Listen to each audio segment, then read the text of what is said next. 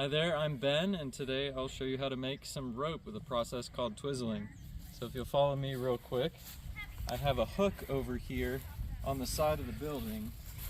I'll be running this regular twine through it and making one very large loop. So right there through the hook, and now I'll be walking backwards. You could also use a tree branch or just have a friend hold it. But you're going to be using a lot of twine compared to the length of your rope. So if you want to come back this way.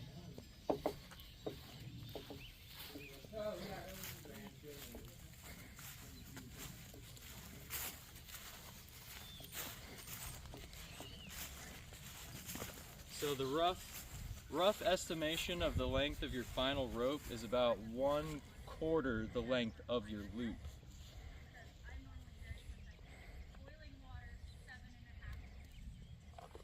So I'm going to make a very long loop here, just a simple overhand knot. And then this I will be placing around the Twizzler.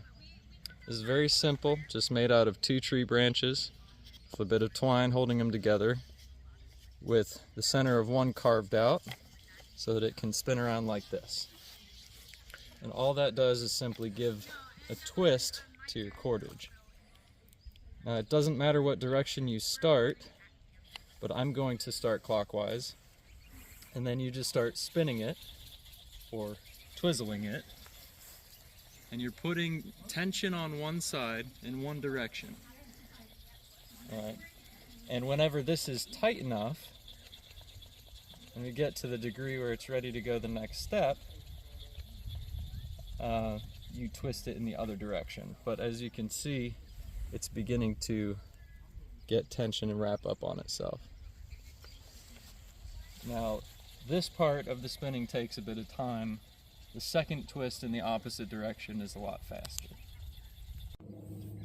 Alright, so you can tell that the tension is getting there the closer this gets to the actual stick here. So I'm just going to give it a few more twirls, or twizzles I guess, and then we'll go on to the next step. Now I've seen this done a few ways, and it would be easier with a partner, but since it's just me, I set that down on the ground and go back up to the hook.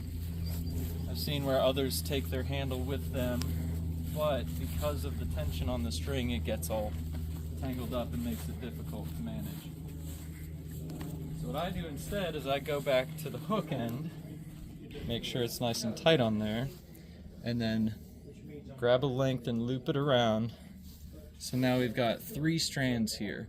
And I'm going to take this loop, put it back over the Twizzler, and then spin in the opposite direction.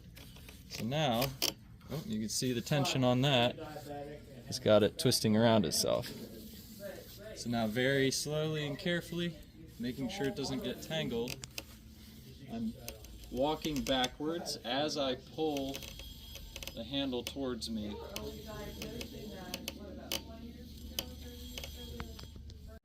Okay. So being careful not to tangle it, I've now got this second loop that I put back over the first and get all 3 of them lined up. And then adjust the tension just to make sure everything's the same. Right, so now we have 3 twisted strands, which is 6 total strands. And now I'm going to spin in the opposite direction. And now you can see too that this is about the final length of the rope that we're going to have.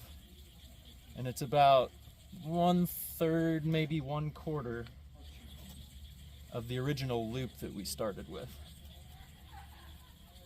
But this part of the twisting process doesn't take quite nearly as long as the first. And if you want to come up here and see, it's already probably about halfway twisted. But we want that tension in there so that it doesn't come unraveled.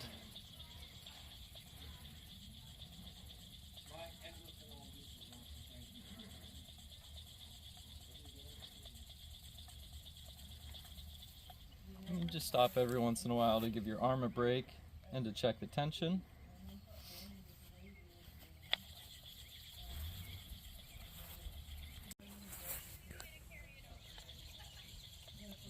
Alright, so now the tension is good.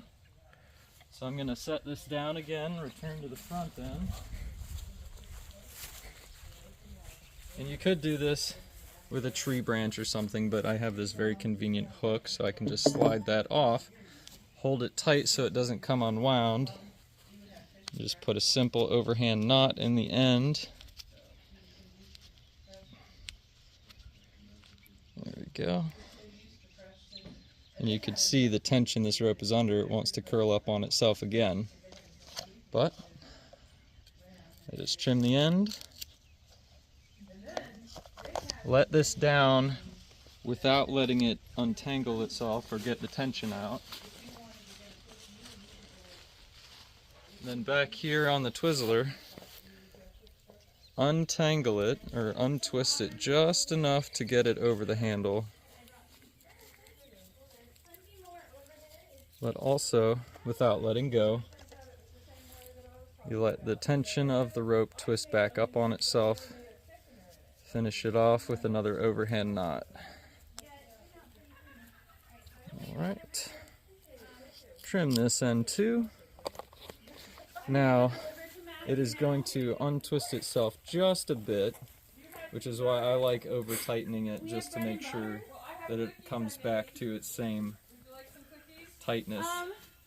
So now it is good to go.